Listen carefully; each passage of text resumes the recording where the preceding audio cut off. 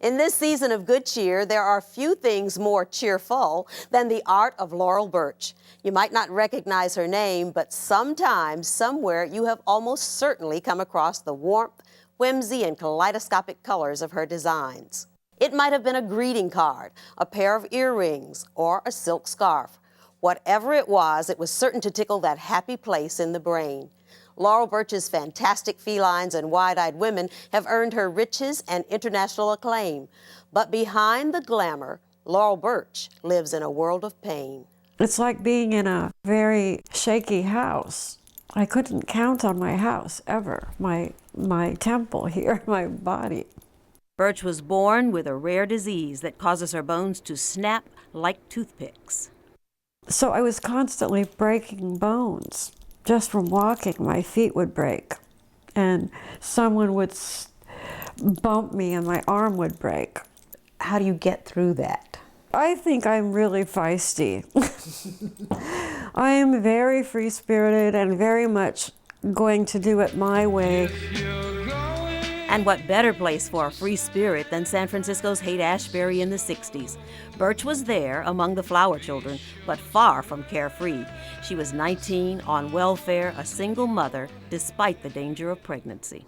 My doctor made a comment that my pelvis might break when the baby came through, but I have a beautiful daughter, and my son was born just fine. I want to take you into my treasure room. To keep her little family together in those early days, Burch sold street jewelry, stringing together beads and junk metal hammered into shape in her kitchen on the back of an old frying pan. This heavy frying pan. Oh my gosh. Okay. I would hammer this out on the frying pan. Wow. And make it flat, and then I would make it into shapes. The neighbors were not happy. One day in 1969, a shop in Ghirardelli Square offered to sell her jewelry, and almost overnight, the name Laurel Burch went from street to chic. The high school dropout with no formal art training suddenly found herself both artist and entrepreneur at a time when most women didn't get a chance to be either.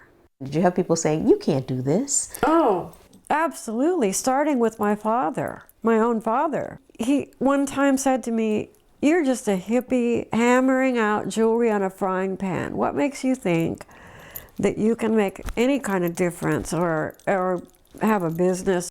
Soon she was off to Egypt to buy mummy beads, and the People's Republic of China, where she struck a deal to mass-produce her new line of earrings, a remarkable achievement considering the year was 1971, and China was still officially closed to Americans. You were, in fact, the first female artist to ever be invited? And business person. I mean, to be invited to actually do business in China with them. Now, I am wearing today a pair of earrings that I have had for 30 years, I think. Yeah, 30 years. It turns out this early earring design caused one of the first challenges for Burch in China. She had created a bird like this, with a human-shaped eye, but when they made the very first one by hand and brought it to me, the interpreter said, "Mr. Lee is very happy to tell you that he fixed the bird's eye and put a round eye like a bird." And so I got my little lesson of diplomacy. And I said, "Thank you very much," and smiled and bowed. After that, Burch asked the craftsman to please stick to her designs, even if they seemed a bit odd. It was during this time that Burch also began teaching herself to paint, creating a whole new direction for her career. From those early pieces of jewelry that Laurel Burch hammered out on the back of a frying pan has come all of this. Hundreds of products now carry her designs in countries all over the world. She made millions on everything from pillows and purses to t-shirts and teapots. But as her creativity soared, her bone disease dragged her body down. I go off to the hospital. Sometimes it's a year, sometimes 2 years to heal. But she never stopped painting, sometimes with a cast on her arm, when she could barely lift the brush. I would paint with my toes if I had to, probably. That spirit has brought her new success at age 61. Still, there are setbacks. Recently, she broke her jaw in 2 places, once while yawning, a second time just eating dinner.